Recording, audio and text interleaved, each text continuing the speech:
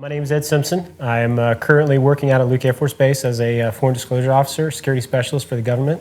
I did 21 years in the Air Force as a military police officer. My family, I've been married to my wife for 20 years now, coming up in February. For me, I've been suffering from mental illness for probably, close to 30 years now.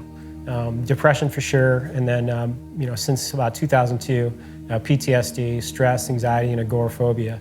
Honestly, some days it feels like a 500-pound boulder. It's just pinning you to the ground.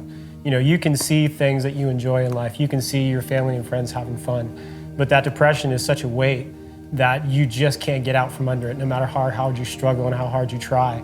All the way through the Bible, it talks about, lay your burden on God. Let God, place your burden on God and let Him carry it for you. And the problem with the stress and the anxiety and the depression is that you just feel, again, like that overwhelming feeling.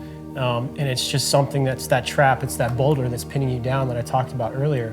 You want to give it to God, you want to hand it over, but you just feel immobilized and crippled.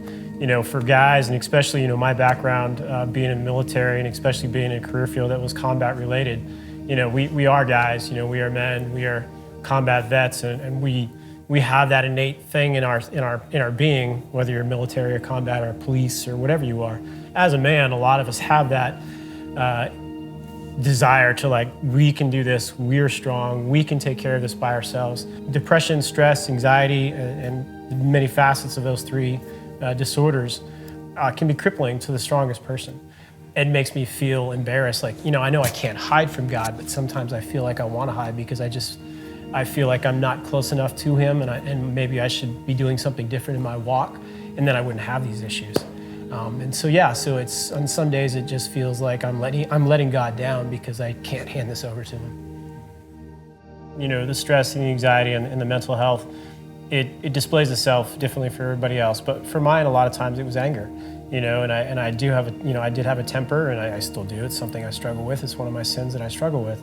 But it was one day, my daughter was doing an art project, and she messed up. She did something incorrect. And she slammed her little fist down and she said, "Gosh darn it," or something to that effect. And it broke my heart. It crippled me to see my beautiful young daughter manifesting my behavior at such a young age. And that was probably more than anything else, seeing her do that, it just told me, it's like, you've got to fix this. You are negatively affecting your entire family, and you are modeling behavior for your kids that you should not be modeling. And I knew where that was coming from. It was like it wasn't even a slap in the face. It was a punch in the gut. It really was. And that one incident, probably more than anything else, was the point at which it brought me to my knees. I have got to fix this, and I've got to fix this now. It's been a long journey. It's a journey that is not over yet, far from it. And it's a journey that, like I said, it's important for people to understand that if you're suffering with it, even though you may not have admitted it yet, and even though you may not have come forward yet, those who love you the most and those who know you the best know that you're going through this. So understand that this is a struggle that is something that affects everyone around you that loves you and knows you. We're not meant to walk alone through life. That's not what God intended for us. And so if we're not meant to walk through life alone, you certainly shouldn't be trying to struggle through a disease, and that's what this is, by yourself. You're not meant to do that at all. You need to lean on someone. This is a journey. We are called children of God. We are called a Christian family. You are not meant to walk through this life alone.